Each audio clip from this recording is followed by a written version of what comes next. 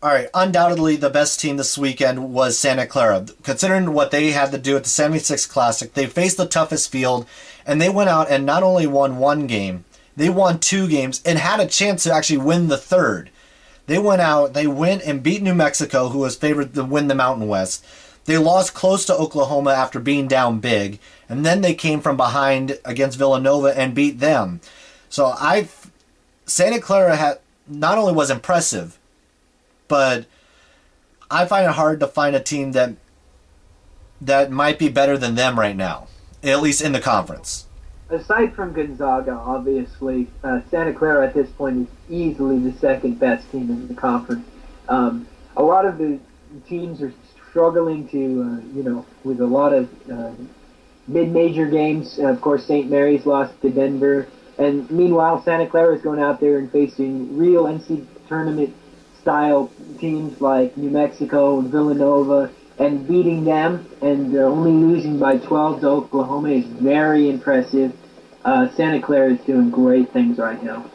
Maybe the most impressive thing about it was not just the performance from Evan Rockmore, who had a stellar weekend, but in that New Mexico game, what they were able to do and hold Drew Gordon to only 11 points on 2 of 8 shooting. The fact that they were able to limit their best player and and he was voted to actually be the conference's player, the preseason player of the year, hold him to that few points, especially considering this is a young team who's really trying to still figure out its front court situation. That's maybe one of the more impressive things I saw out of that weekend. Well, I think the most impressive thing was the fact that they won both of their games they beat New Mexico by 3 points in overtime, and then literally 3 nights later against Villanova, they won a 1-point game.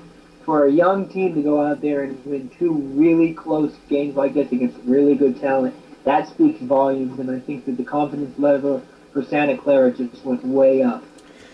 And how much did the performance of Rockmore really start to maybe solidify this team, as now not only do they have the one option in Kevin Foster, but now you have a legitimate second option in Rockmore, and now they no longer have to rely on just Foster. I think right now, Rockmore is probably their go-to guy. Foster's still struggling scoring. He's shooting 33%.